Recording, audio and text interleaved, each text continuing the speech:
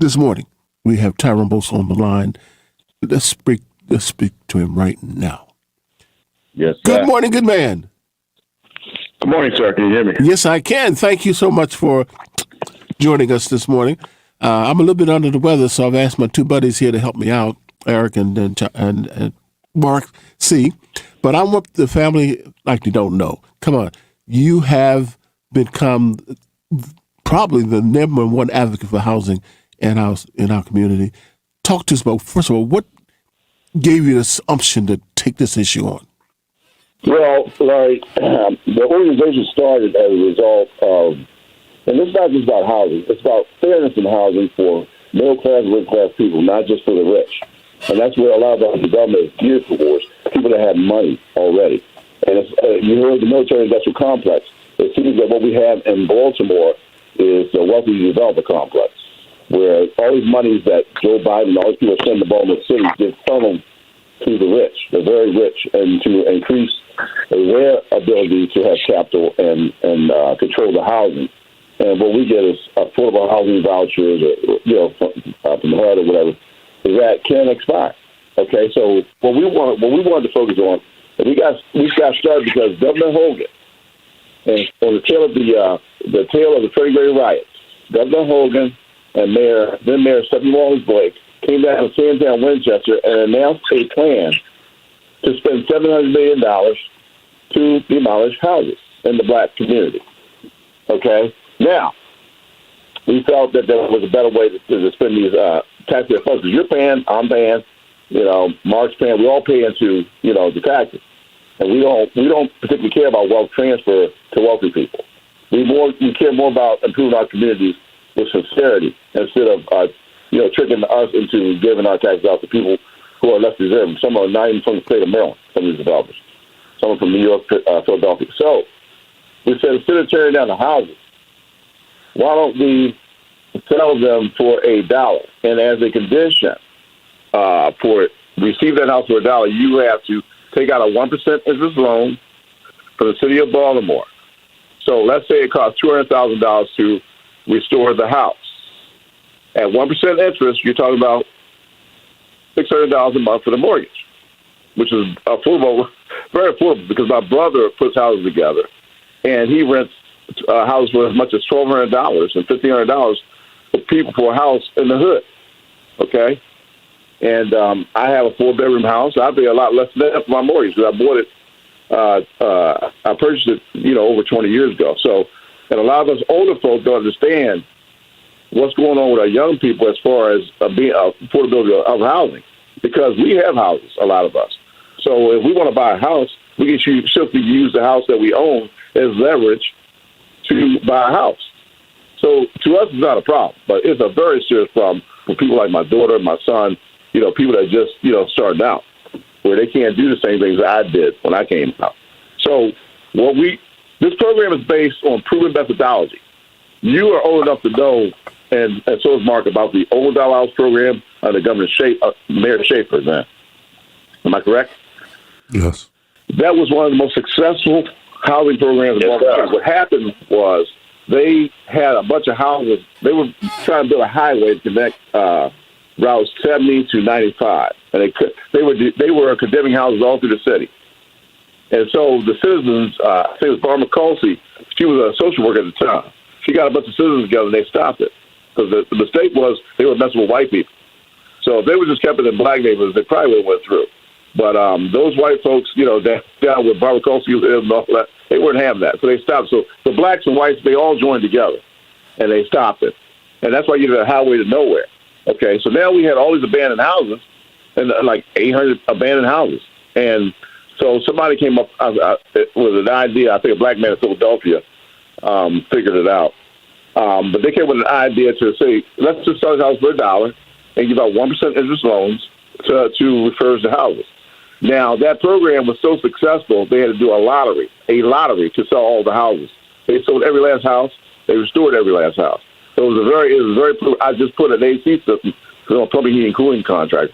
I just put an AC system in one of those dollar houses, and it sold for I think $350,000. That person bought that house for $1. And as a matter of fact, Brother Charlie Duggar his wife has one of those dollar houses. So, and she doesn't want to give it up. So that at the same time, we want to add some bells and whistles. We want to use that proven methodology, and we want to add a few bells and whistles. In other words, we want to add jobs and jobs training for our young people. So people will say, "Well, it's 2% unemployment in Maryland." No. Unemployment rates only count people who are still looking, who have been looking for a job for the last 4 weeks, and have reported to the unemployment bill or whatever in the last 4 weeks. Now, if you stop looking for a job, you fall off you magically fall off the unemployment rolls.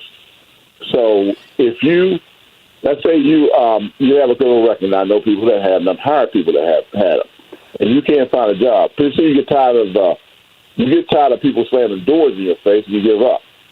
And Mark knows, I brought a young man down to one of those meetings at Terra Cafe that I hired. He told me in the barbershop that he did not want to go back to jail. And I said, okay, well, you report to me the next morning. He became one of my best workers, okay? So he wanted an opportunity. I had taken him around to Home Depot. I had taken him around the Safeway. All these different places, none would hire him because they had a criminal record. Because a lot of those older people don't understand that we did experience the crack epidemic and got caught up in all that, drug planning and all that. We don't get that. It's hard to get a job with a criminal record. I mean, it's not impossible. Yes, there are people that have jobs with criminal records, but it makes it very hard. And that was part of what Nixon meant when he said that he was doing the war on drugs to hurt black people and hippies. So you got to understand, what's going on with, if you tell a man, you send a man out on the street after you put him in jail, fine. If you commit a crime, you carjack somebody, put his butt in jail. You need to go to jail for that. Okay, but once he gets out, my problem is what they do when he wants to get out. You send that man on the street without a job and a criminal record, and you tell him, okay, go survive. What do you think he's going to do? He's going to survive the best way he knows how. You know what I'm saying? And allows us to play, allows us to play holier than thou and think we're not going to, we would never do that, but we have never been put in that position. And I know I haven't. But some of the principles of it, and then that's one of the things we want to concentrate on is hiring some of these returning citizens. That seems about a crime. And if you are one of these people that have learned to be a better criminal in jail, you find that you don't want to go back to jail. So what you do is you train younger people to sell drugs and to carjack. Okay? That's where a lot of this stuff's coming from. Instead of these young people seeing that their brothers and sisters can make it and say, okay, well, I can do that too. My brother. That's the example that Judge Pastori showed me. She said that a lot of times the young people that she helped, she has a program that she gives them a choice between jobs and jobs training, where they'll be making $30 an hour or whatever, on solar panels or whatever, or jail. She has a 7% recidivism rate because it works. They won't give her no money, but it works. In her program, she has a 7% recidivism rate. In Baltimore City, it's been as high as 73% some years. And it doesn't take, as Brother Bay used to tell me, it don't take 3 years to commit a crime. It takes 3 years to get caught. But meanwhile, we wait for the people to recidivate that we're not giving the opportunities to. They're making our neighborhoods unsafe, and we don't get the correlation. For whatever reason, we can't seem to grasp that. Now, some of the principles of the homes, we have 7 principles. Number one is the 1% interest renovation loan, which then becomes the mortgage. Not to be confused with the Dollar House program recently introduced by City Council President Mick Moses. This is not the same program. That was a grant program. This is a loan program. So we're not asking nobody for nothing. The taxpayer is simply saying, lend me my own money to restore this house I purchased for $1, and I will pay you back at 1% interest. And all the loans, nobody focused on that first Dollar House program, and the Treasury actually grew as a result. Okay? Number 2, the mortgage loan funding does not come from the bank. It comes from the state or the city. Ultimately, the program costs nothing, as all funds are paid back to the city and state with 1% interest. Qualifications for home ownership are based on the Veterans Administration streamlined model. Potential home buyers must have 1 year of employment or be retired and have 1 year of paying their rent or mortgage on time. Now, I, as a veteran, I'm retired lieutenant colonel from the Army. Okay? Army Reserve, rather. So I was able to use the VA Streamline program when I took out a loan for my house. They didn't give a damn, what was in my sock drawer. Now, they just wanted to know if I paid my mortgage on time for a year, and I got the loan. Because they knew that they would give me a loan that's cheaper than what I already have. So if I'm paying, for instance, if I'm paying $1,500 for rent, and I'm going to get a dollar house somewhere, and I've been paying it on time for a year, and I'm getting a dollar house, and I'm going to be paying that's renovated, and I'm going to be paying $600 a month or $800 a month. They know damn well I can pay that because people aren't foreclosed on because the house is cheap. They get foreclosed on because they're in over their head, and that's the thing that's what makes the VA program the most successful program for 7 years running. Because they're not looking at all that. They're looking at if you paid your bills on time for a year or whatever, and we're going to make it lower anyway. So if you can pay something that's almost twice what we're going to get you for a year, we know damn well you pay half. Okay. So almost indefinitely. So it's based on that too. Qualifications for home ownership. Okay, we got homeowners choose from a vetted pool of licensed minority contractors to work on the houses. Now, the last program, they used a pool of contractors that were vetted, okay? And you work through that program individually, like a 203K loan. You work with that individual contract. So we're going to have a minority contractor working with each dollar house owner individually, but working on these houses at the same time. And that way, it shortens the amount of time it takes for them to get paid. In other words, you get your drop when you complete a phase of construction. Like plumbing rough end, you get a drop. HVAC rough end, you get a drop. This is the way our minority contractors are used to being paid.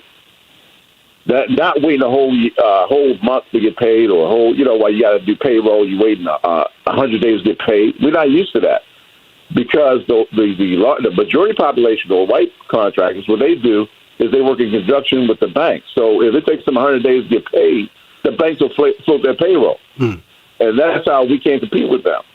And so that creates, especially when they bundle a lot of times they try to bundle the bids so that the smaller contractors can't get the bids anyway. And we're constantly doing waivers to minority contracting quotas. We're constantly doing waivers for that. And sometimes it's not even necessary. I know plenty of licensed contractors, and some of them are giving up on the city because of some nonsense that goes on with the contract. But we're trying to mitigate that as well by working like a 203K loan program where you're working with the individual contractor, you train your apprentices, individual homeowner, and you train your apprentices and so forth. Okay, now I'm going real quick, and then I'll take some questions. Okay, so the houses are renovated simultaneously, one block at a time. It has to be one block, and I spoke to Councilwoman Ramos about this, and she also agrees. And so that Mary Pat Clark will introduce the bill, and the bill did pass. We had a bill that actually passed. Big Moses' bill never passed, but ours did. A lot of people don't know that. It was a resolution, though. Okay, and it passed unanimously. Jack Young voted for it. So did Brandon Scott. They all voted for it. Okay, it went to City Hall. This is not no fly-by-night stuff. They just not putting no money into it. Right. Okay, so these houses are renovated simultaneously, one block at a time. As we work our way up to renovating several blocks simultaneously. So you can see the amount of work that could be produced from doing this.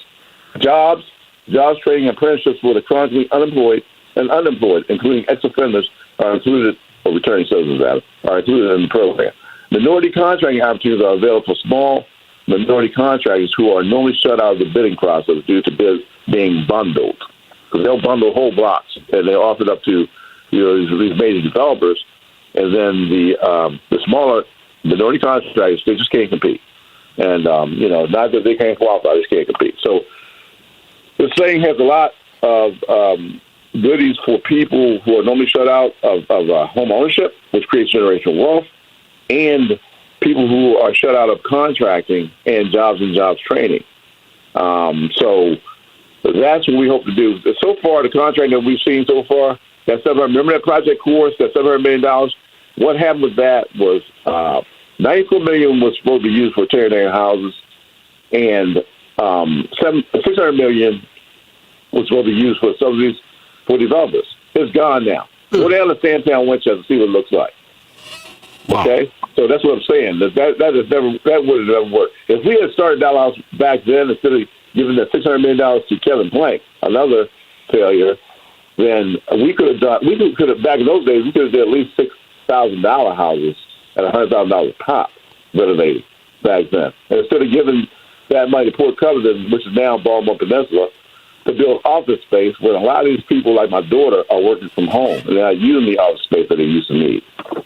So that's what we're saying. A lot of the policies that they're using are meant to benefit rich people, and the status quo, the people of the community don't really benefit, and that's what we need to look at. Things like what happened. I got a question, Mr. Tyrone. Got a question for you because I was interested. I was trying to wait and get a chance to get in. All right, one question. Is this already in existence? And if it is, how can I start my process of trying to get a dollar house? Because I'm in need. How can I go about doing that? Okay, who am I speaking to? Say it again. Who am I speaking to? This is Eric. Okay, Mr. Eric. Right now, we've been in negotiations with housing. And, our district council's person, it is not in existence yet because what happens is money controls our politics. A lot of times our politicians are bought and paid for. So if you have something like this, think about this. If you were a developer and you're building $400,000 row houses, $300,000 row house, would you want somebody buying a renovated $200,000 row house at 1% interest next to those houses?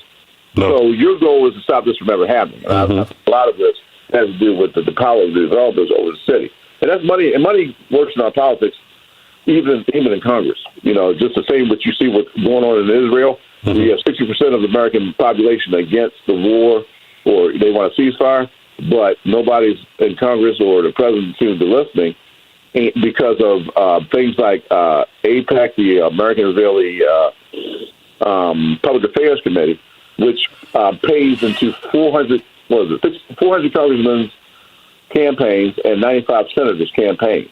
So they have a lot of power. And if you try to do something against Israel, they'll run somebody against you.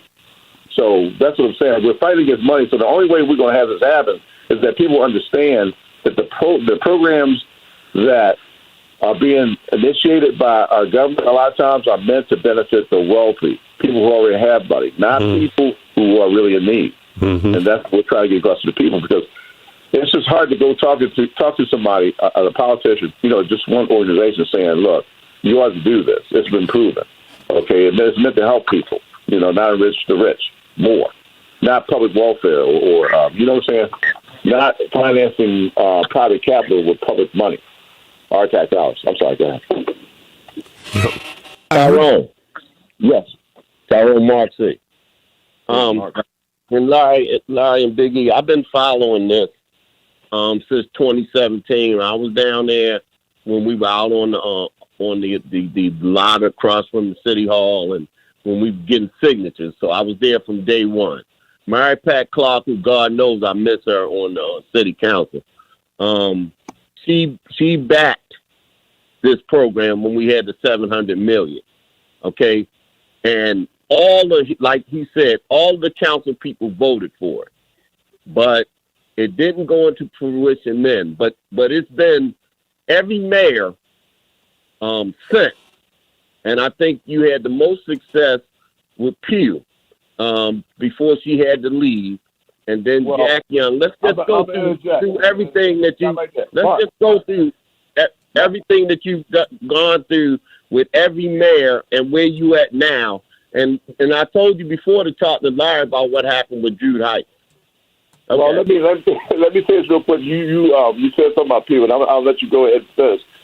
Mayor Pugh gave us a meeting. Mayor Pugh, under a lot of pressure, gave us a meeting because we were having rallies and all kinds of successful rallies and everything. So she granted us a meeting, and we had a lot of eloquent speakers there. We had pastors and everything else, people that wanted to speak, and politicians there. And she granted us a program. But, and she also did some stuff in Park Heights. But a month and a half later, she was out of office. You understand? Right. So there's these things, people have an interest in this not happening. And the media is trying to keep as quiet as possible.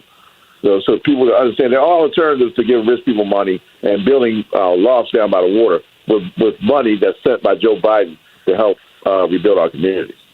So instead of doing that, they're using our communities as a poster child to get more money from the government to enrich wealthy developers, some from Philadelphia, some from New York. Okay? So I'm sorry. Go ahead, Mark. So what I was saying, though, is because me and you've talked about this, every mayor after Pugh promised you a pilot. So how did we get to where we at still you have no pilot and no houses, and what happened with Jude Heights? Well, like as I said before, Hugh ran as a pilot, but the housing commission shut it down once she left office. Okay, because of the lack of interest by the development committee. As far as Jewett Heights, when we met with the Jewett Heights people, they told us that the CDC from Jewett Heights, they told us that, and I'm not misleading names, it's not necessary. They told us that the people there did not want a dollar house program in that neighborhood, to start in that neighborhood, because they were going to give us lots. Because we'll take lots too. They would give us like 40 lots on Edding Street, and which is an alley, but it will work. We would take lots too. So they when we met with them, the housing, I mean, the whole thing seemed great. When we met with them, they said that the people in that community did not want dollar house program to start there. And I told the gentleman that ran Jewett Heights CDC at the time that we had, prior to the meeting, we knocked on every door in a 3-block radius. That was on the advice of Mr. Leo. Knocked on every door, and everybody, 100% of the people, even the homeboys on the corner were saying they wanted that dollar house program there. Okay, because they could see that we were sincere and we wanted to help the community. We talked to drug dealers and everything. They all wanted it. And I said, I don't know who you're representing, but everybody in this community said they want dollar house. So, after that, the meeting kind of dissolved. Who are you? Why are you there? I was like, all we're trying to do is give a voice to the community, because there are better ways to spend this money. We all know that. And some of us are enriching ourselves at the expense of our people, So I myself, I do well. I don't need a dollar house. I don't need a trade. I have 3 master licenses, okay? I get plenty of business putting in furnaces and AC systems and all that kind of stuff. But I don't like to see our people being without, when there's a possibility for them to have jobs, contracts, and everything else, and self-empowerment, that others are getting corporate welfare that 2.5 are getting corporate welfare with our tax dollars. That's wrong. And I'm the first one to point that out. When I see something wrong, that's what my parents told me. When you see something wrong, you point it out. And that's what I have been doing for the past few years. Tyrone, I've been listening strongly. I remember the big debate a few years back when it looked like Nick Mosby was pressing forward. You had your concept ready to go, and I think the voters said, if we're going to look at which way to go, the community spoke behind you. What confuses the heck out of me is why is this thing still stalled? Well, first of all, we had a petition, and we had 1,000 names on the petition that said they wanted this. So the thing, it gets back, Larry, to what I said, and you know as well as I do. In a lot of cases, money controls our leaders, and especially with the Citizens United decision back around Reagan era, where you put all kinds of money into politics now. It's almost unlimited if you form PAC. So you have a lot of dark money that's controlling things, and that's taking away the voice of the people for the most part. That's exactly what's happening. Money is usurping the voice of the people. So it's hard for you.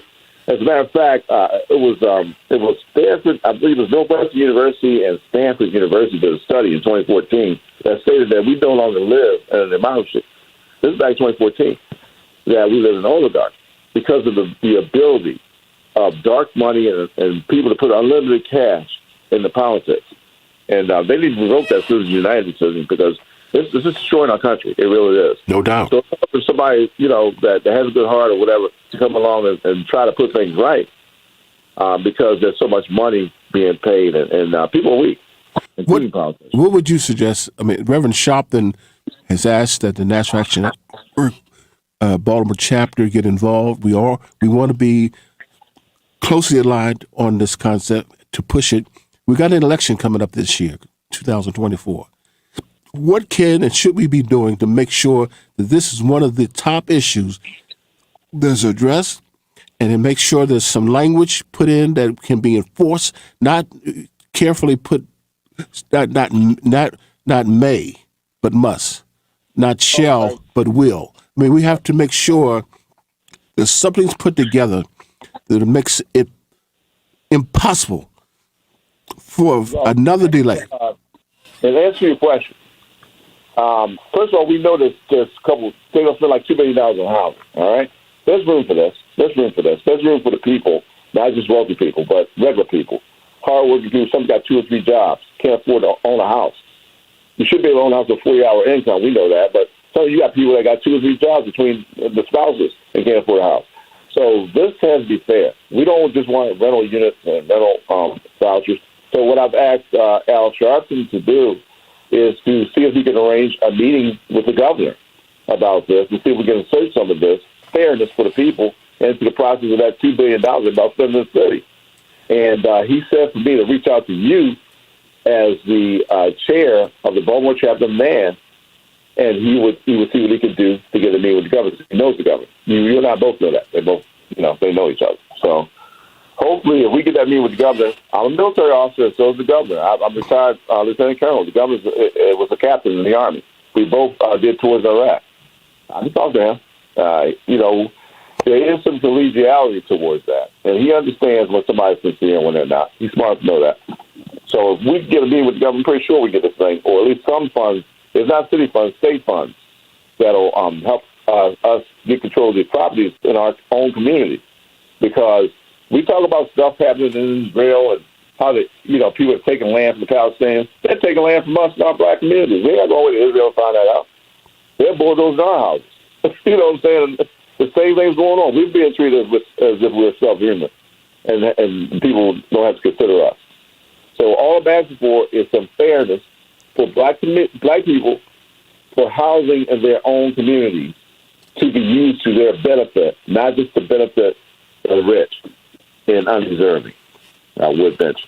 I agree with you. We should have the governor on the show within the next week to 10 days, and I will assure you, I will buzz you so that we can arrange for that when he opens up his calendar, that we're on that calendar.